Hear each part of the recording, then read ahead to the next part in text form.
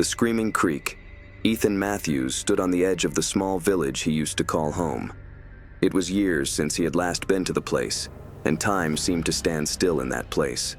The same old houses on the narrow streets, the same earthy smell of pine that clung to the atmosphere, and the same silences of the countryside surrounded him. Yet something was different now, a sense of unease that seemed to cling to the place like an invisible fog. As he stepped off the bus, Ethan looked around at the familiar faces of his childhood. The same people who had watched him grow up were now older, their faces marked with time, their eyes dimmed by years of toil. But it wasn't just the faces that were familiar. There was that stillness in the air which, by God, raised hairs at the back of his neck, for such was the stillness in that air, and it was like a held breath for something to come to happen in the village. "Ethan," a voice called out, pulling him from his thoughts. He turned to see his mother's old friend, Mrs. Garrett, walking toward him with a smile on her face. Her face had wrinkled over the years, but her eyes still held the same warmth that had always made her seem like a second mother to him. "Mrs. Garrett," Ethan smiled, shaking her hand. "It's good to be back." She nodded, but some kind of hesitation hung in the expression. "You've grown, Ethan, but it has been a long time. Your parents told me you were coming, but I hope you know." Her voice trailed away as she nervously cast about. "I know what?" Ethan asked, angling his head up in an interrogative manner. "The creek," she said in a half-whisper, almost as if she thought that speaking the words might bring it alive in a terrible way. "It's not like it used to be. You should avoid it." Ethan laughed easily at this, letting it pass. "You're still spinning ghost stories, huh? I'm not a kid anymore, Mrs. Garrett." Her eyes darkened and she took a step back. Her hands wrung nervously. "It's not a tale, Ethan. You'd do well to listen. There are things out there, things you won't understand until it's too late." But Ethan had heard all this before, the old superstitions handed down through generations, so he nodded and smiled at her. The creek was always a place of mystery in the village. Of course there were stories of people going missing, vanishing without a trace. Some said the creek called them, its whispering waters attracting those who had bad luck to be attracted in it. Others said it was just cursed, restless souls stuck in its depth, those of the dead. But Ethan didn't believe in curses. He believed in science, in logic, in explanations. Hours later, when the sun had lowered over the tops of the trees and sent long shadows stretching across the earth, Ethan found himself standing on the edge of the creek. He had gone through the village, seeing old friends, catching up with family, but he was drawn to the creek. He needed to see it himself. The water was black, almost ebony, moving in strange, unnatural twists and turns. At first, the rush of water over the rocks sounded soothing. However, after a few moments, something else started to present itself in the noise, a distant whisper carried by the wind. Then, more clearly and louder, came the voice. He took a step forward, narrowing his eyes as he tried to make out the words. The voice was soft, as though it were calling to him from a great distance, yet it felt as though it was right next to him. He shivered involuntarily, brushing off the sudden chill that ran through him. It was as if his mind kept echoing with the same word, which sounded like, "Help." "Is someone out there?" Ethan called out in a shaking voice. He looked around, but no one was in sight. The wind rustled the trees above him, and the voice faded away. Ethan stood there, his heart pounding in his chest. He could have sworn he heard it. He could have sworn the voice was real. He shook his head, trying to push the thoughts away. It was just the wind, just the sound of the water, playing tricks on his mind. He turned to leave, but then, as he took a step back, he froze. The water no longer swirled. It was eerily still, with the surface as smooth as glass. And in the reflection of the creek, he saw something he could not explain. Something moving just beneath the surface. It was a shadow. a shape that seemed to shift and writhe, as if something or someone was trapped under the water, struggling to break free. Ethan moved a step closer, looking over the edge to see if he could get a glimpse. He took his breath in his throat when he saw a face gazing back at him through the water. A pale, gaunt face contorted in a twisted expression of agony. His heart was pounding in his chest, and for the first time, he felt a sense of fear. He stumbled backward, almost losing his balance. He turned and ran, not looking back, the voice from the creek still echoing in his mind. The next morning, Ethan found himself back at the creek, though he couldn't explain why. He had tried to dismiss what he had seen the night before as a figment of his imagination, but something about the place kept pulling him back. The villagers had always spoken of the creek in whispers, but now, as he stood at its edge, Ethan started to understand why. These stories weren't just ancient tales. There was something here, something dark, and it wanted to be heard. Ethan's mind was racing with questions. What was that face? Who, or what, was trapped beneath the water? And why did it seem to call to him, begging for help? He did not know, but he sensed somehow that answers deeper than the creek itself waited for him. And no matter how much he might try to resist it, he was about to find out how deep the mystery went. The wind shifted again, and the soft whispers from the creek returned. This time, Ethan didn't turn a deaf ear to the whispers. This time, he listened. Ethan Matthews had never been a man to let fear best him. He had always prided himself on his rational thinking, his ability to remain calm under pressure, to see the world through the lens of logic. But the events of the previous night, the twisted face beneath the water, the voice calling from the depths, it gnawed at him. He couldn't shake the image of that face, its hollow eyes staring up at him in silent agony. And the whispers, they were still in his ears, soft and insistent, like a distant memory clawing at the back of his mind. Ethan made up his mind by midday to ignore it no longer.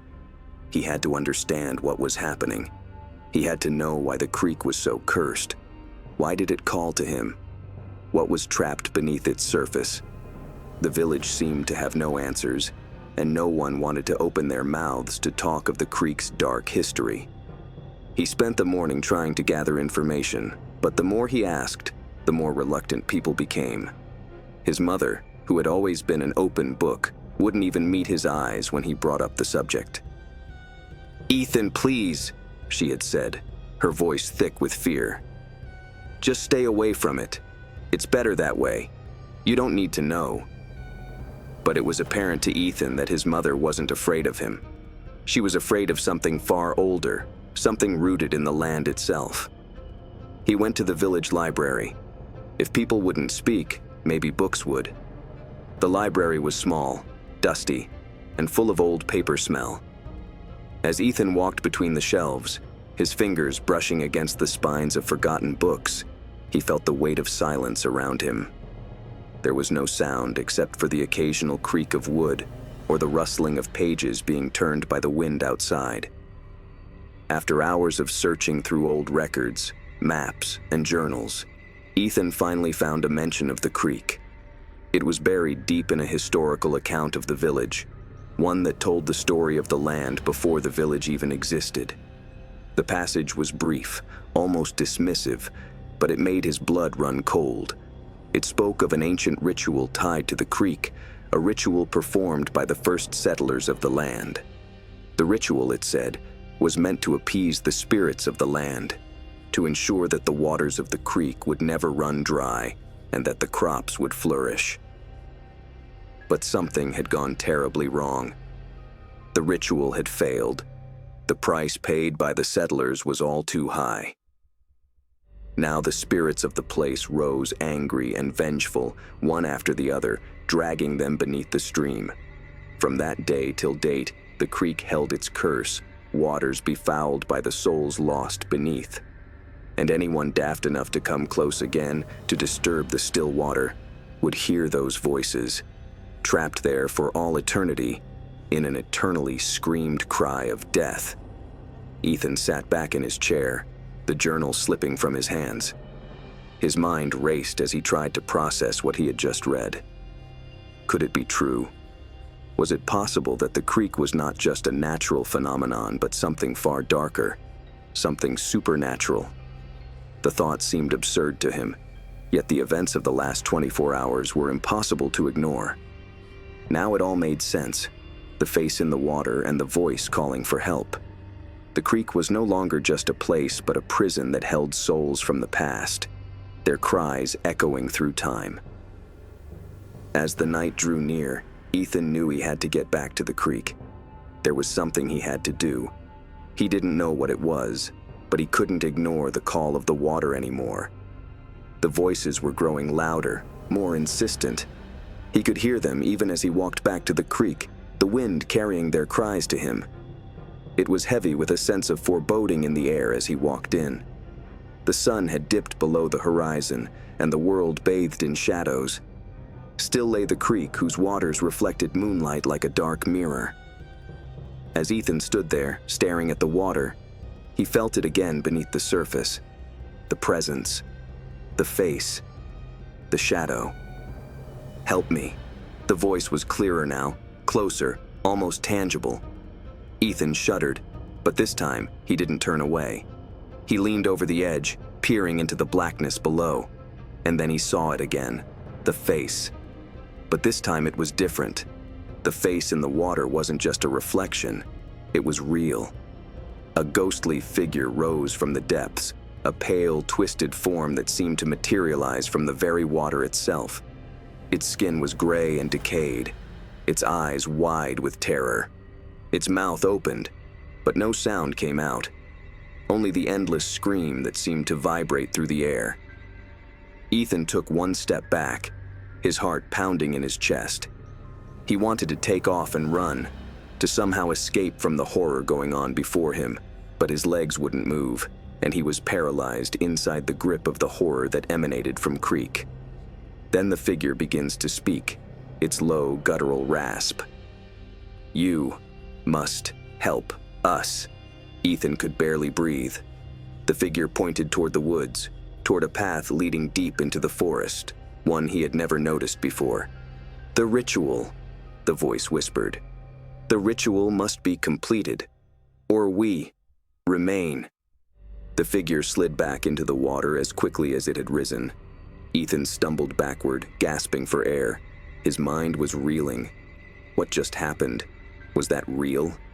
The whispers in the wind grew louder, more urgent. "Help us." He couldn't ignore it anymore. Whatever the ritual was, whatever it required, Ethan knew he had to find out. There was no going back now. He turned and walked into the woods, following the invisible pull of the creek. The night was silent, but the voices in his head grew louder, urging him forward. Ethan didn't know what lay ahead, but he knew one thing for sure. The curse of the creek was alive, and it was waiting for him to unlock its secrets. Ethan Matthews felt the weight of the night as he ventured deeper into the forest. The dense trees seemed to close in around him, their branches twisting like skeletal fingers that reached out to grab him. The cold air carried with it a strange, otherworldly stillness, broken only by the occasional rustle of leaves beneath his feet. He knew where he was going, though he couldn't explain why. The whispering voices in his mind had led him here, urging him to follow the unseen path into the heart of the woods, toward the place where the ritual had failed all those years ago. But with every step, the unease grew, a gnawing sense of dread that seemed to pulse in time with his heartbeat. The moonlight barely filtered through the canopy above, casting shadows that seemed to move and shift with a life of their own.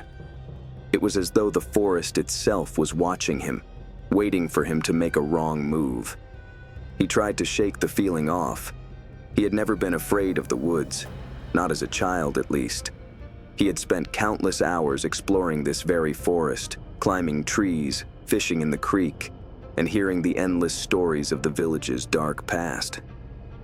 But tonight, the forest felt different.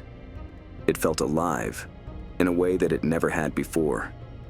The whispers were louder now, with clearer words, like the song of a chorus calling from deep earth. "Help us." Ethan's breath caught in his throat. He hadn't realized it, but he had wandered far from the creek. The path had narrowed, the trees growing thicker, their gnarled roots tangling with the earth beneath him. He looked around, trying to locate the source of the voice, but there was nothing, just the endless, dense woods surrounding him. The sound had been so clear, so close, but real? Was it? Or was it just his mind, spinning out from the tension of the past 2 days? The thing that had haunted him along the creek bottom still plagued his mind, the face in the water, the whispers, and the form rising up. And the fear of being turned around seemed to settle in over that. It was too much distance traveled not to turn back now. And then Ethan came across something that made his heart stop. It was a stone altar, half hidden by overgrown vines and moss. It looked ancient, the stone darkened with age, covered in symbols Ethan couldn't recognize. But one thing was unmistakable. Blood had been spilled here. These stone was once the remnants of old stains that marked it, dry and dark, telling tales of an old ritual, a sacrifice for appeasing the spirits of the land. Ethan fell to his knees, his fingers grazing the stone. As he touched it, a chill shot through him, and the voices grew louder, a cacophony of tortured souls trapped in an eternal scream. The ground beneath him seemed to tremble, and the air around him became thick with an oppressive energy, as though the forest itself were alive, aware of his presence. He sprang up to his feet, heart racing, and backed away from the altar. He couldn't explain what had just happened, but he couldn't deny it. He felt it, the power, the darkness. It was real. Something kept him from going out, a flicker of movement out of the corner of his eye. First he thought it was nothing, a trick of the light playing on his brain. And then he saw it again, something standing between the trees, just out of reach. His breath caught in his throat as he tried to make out the shape. The figure was tall, unnaturally so, its form shadowed in the dark. Not human. No face to speak of, only dark void where its features would have been. The more Ethan looked at it, the more he could feel his vision warping, as if the world itself were bending around the figure. "Who are you?" Ethan's voice trembled, though he wasn't sure if he wanted to hear the answer. The figure did not reply. It stood there, staring at him. And then, as if it had never been there at all, it disappeared, dissipating into the night air like smoke. Ethan blinked to make sense of what he saw. Was it real? Or a manifestation of his growing fear, something more? But the whispering returned, louder now, more desperate. "Help us. Break the cycle." It was unmistakable now. The voices were not only from the past, they were from the present. The creek spirits, those trapped beneath the water, were reaching out to him, begging him for release. He turned and walked on, with some unseen force propelling him along the way. He didn't know what he was looking for, but he had to find it. The altar, the figure, the voices, they all pointed to somewhere. Somewhere he had to go, no matter what lay in wait for him at the end. The deeper he went, the tighter the forest seemed to close in on him, until it almost felt like the trees themselves were pressing upon him, their branches scratching against his skin. It was getting to be a little hard to breathe, as if the air had become thick and heavy in a way that made taking each step even harder. Whispers became a constant hum of noise in his ears. They were no longer just whispers. They were commands, urgent and filled with desperation. "Help us!" Finally, after an eternity it felt, Ethan reached the clearing.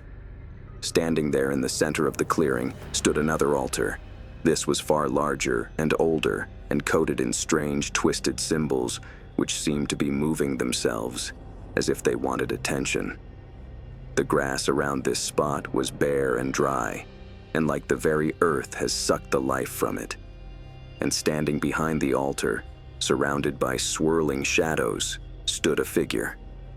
Ethan's heart skipped a beat. He knew it on sight. It was the same one from before. the faceless shadow between the trees. This time, it spoke. "You are the key," rasped its voice, akin to bone scraping on stone. "Only you can break this curse." The words sent a chill through Ethan's spine, but he had no time to process them. The ground beneath him cracked, the earth trembling as if something beneath it was awakening. The voices, the whispers, they were no longer whispers. They were screams. Screams that echoed in his mind, in his soul. "Help us." Ethan's legs buckled under him, and he fell to the ground, his head spinning, the world tilting at impossible angles. He could feel the pull of the creek, the pull of something far older than anything he had ever known, calling to him. And then, the figure moved closer. Its presence loomed over him like a nightmare made flesh. "Complete the ritual," it demanded, "or they will never be free." Logic could no longer be his guide. Ethan Matthews had long since abandoned his doubts. His rational mind broke beneath the weight of impossible. The air felt thick with earth and decay scent, as if the forest began to suffocate him. His mind filled with an unremitting cacophony of the voices that were now distant whispers. They were everywhere inside him and around him, drowning him. "Help us. You must break the curse." The words were clearer than ever, urgent and pleading. Ethan's head swam, the darkness pressing in on all sides, and his body trembled uncontrollably as if something inside him were awakening. He had crossed into a world beyond his understanding, where the boundaries of reality bent and broke. The forest, the creek, the whispers, they were all tied together in a twisted knot that threatened to consume him. He had been walking what felt like hours, but it may have only been moments. It didn't matter here. Time just seemed to hang, suspended, like the mist that clung to the ground. The trees closed in tighter still, their gnarled roots twisting and reaching, like they were alive and trying to pull him into their clutch. The path ahead of him was no longer clear, no longer even a path at all. It was as if the forest had begun to shift, reshaping itself with every step he took. In the distance, through the trees, he saw the faint flicker of a light. It was dim, barely visible, like a candle burning in the distance. But it was enough to draw him forward.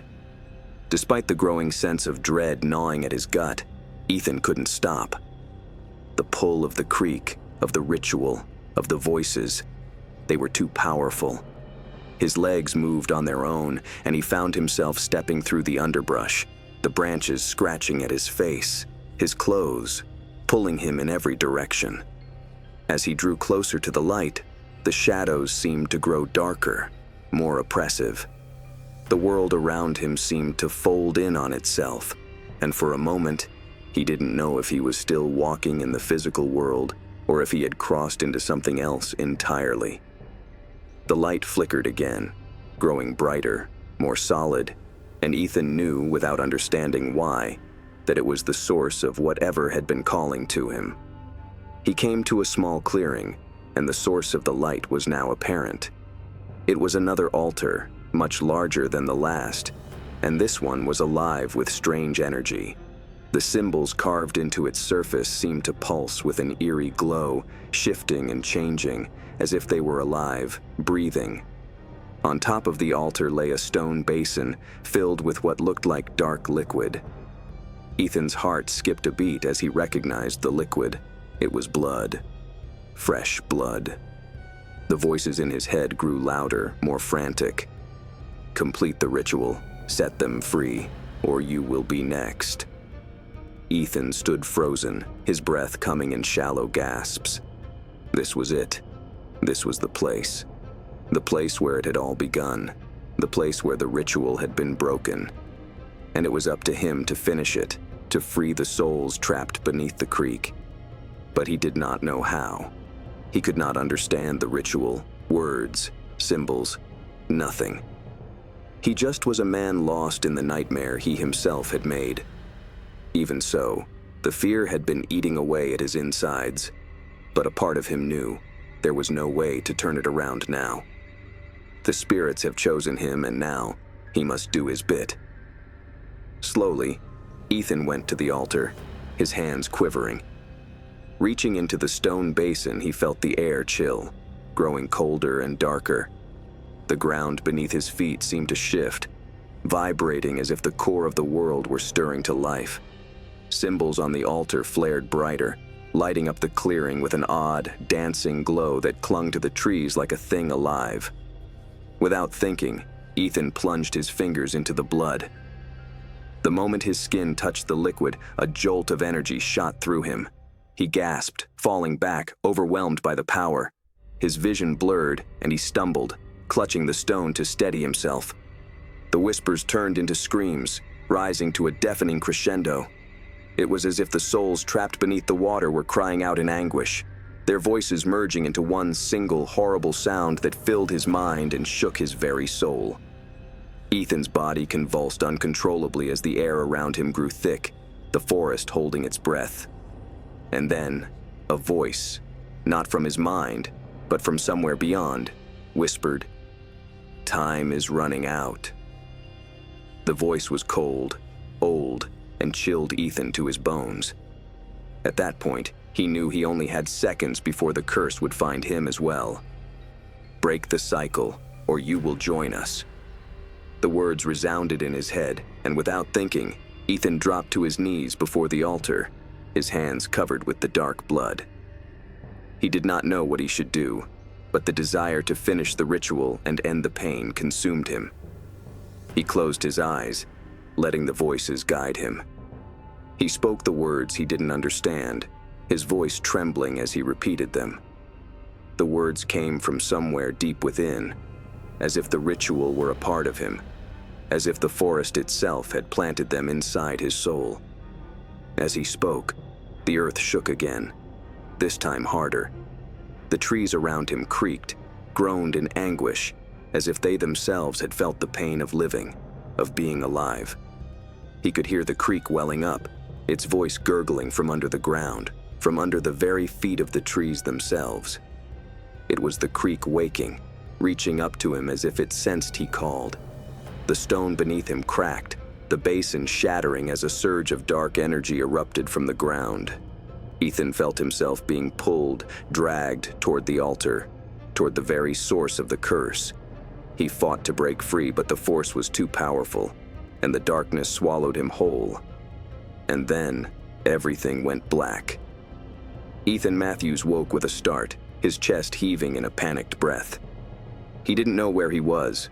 His surroundings were blurred, distorted, and every inch of his body ached as though it had been torn apart and put back together. The darkness was absolute. There were no trees, no light, no sound, just an all-consuming void. His eyes snapped open, but the familiar forest, the altar, the creek were gone. In their place was something far worse, something older, more ancient. He felt a chill in the air, like the presence of something monstrous just out of sight, something waiting to devour him. For the first time since stepping into the forest, Ethan was truly afraid. He felt this fear feasting on his insides, a full-blown oppression as if it were the very breath he pulled into his nostrils. He stretched out, his hands trembling as they brushed against something solid. Cold stone. It was the altar. But it was no longer a mere altar. It had grown, shifted, expanding in all directions, filling the vast space around him. The symbols that once pulsed with energy now glowed with an intensity that made his eyes burn, searing into his soul. In the center of the altar stood a figure, tall, thin, and draped in shadow. He didn't move, didn't speak, but Ethan felt his presence more sharply than anything living. The air bent around him, distorting reality. And then, the voice. "You failed," it whispered, so soft and cold that a shiver ran down his spine. It wasn't the spirit's voice.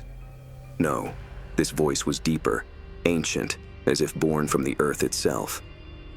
"You didn't finish what you began, Ethan Matthews. You quit." Ethan's heart pounded in his chest, his hands pressing to his ears as if he could block out the voice. But it was impossible. The voice was everywhere, within him, around him. It was the voice of the curse, of the darkness that had been awoken. I didn't know what to do," Ethan screamed, his voice cracking as the pressure in his chest grew unbearable. "I didn't understand. I couldn't—" The figure in the center of the altar shifted, its form becoming clearer as the darkness around it rippled like water. Its face, if it could be called that, was a black void, hollow, yet filled with endless eyes that watched him, judged him. "You didn't have to understand," the voice continued, mocking him now. "You only had to listen, but you failed. You brought the curse back, and now you will pay the price." The ground beneath Ethan's feet trembled, and the sound of rushing water filled his ears. He stumbled backward, his legs shaking as if they would give out beneath him. He turned, trying to run, but no matter where he went, the altar followed. The figure loomed over him, its eyes endless and cruel. "The creek is alive," the voice hissed. "The curse is the water is the curse, and now it will drown you." Ethan's mind reeled, his thoughts a maelstrom of panic and desperation. The creek. It had always been about the creek. It had called to him, drawn him in, and now he understood. The ritual, the blood. It wasn't meant to free the spirits. It was meant to feed them, awaken the curse that had lain dormant for centuries. Now the voice filled him, all-encompassing, vibrating in his skull. The spirits are not locked beneath the water. They are the water, and you have freed them. Ethan stumbled back, his breath coming in ragged gasps. He turned in a circle, his surroundings shifting, warping into an endless, dark landscape of fog and shadow. The creek. It was everywhere now, flooding the land, the water rising around him, cold and thick. It wasn't water, it was blood, black as night, and it swirled and twisted as though alive. The forest had never really been a forest. It had been a prison, an illusion. The creek was the heart of the curse, and everything had pointed to this moment. Ethan was the key, the final piece of the puzzle, one who unlocked horrors that lay buried for so long. And now, there's no escape. He felt the tension build inside him, the weight of the curse pushing him toward the edge. He could hear the water rushing, its sound deafening now, filling every corner of his mind. The creek spirits were coming for him, rising from the depths, their cold hands reaching for him, pulling him into the flood. "No!" Ethan screamed, but his voice was consumed by the sound of rushing water. His heart was hammering in his throat, and his body felt as though it were being torn apart. Then, as if reality itself were unraveling, the shadows shifted one last time. The figure in the center of the altar moved forward, its hollow eyes shining with an unbearable hunger. "Come on, Ethan Matthews," it whispered, its voice sweet and terrifying. "You are ours." And with that, the water surged, crashing over him like a wave. He was pulled under, his body sinking, drowning in the cold, dark embrace of the creek. The world around him became nothing but darkness and water. And as his consciousness slipped away, one thought remained in his mind. It was too late.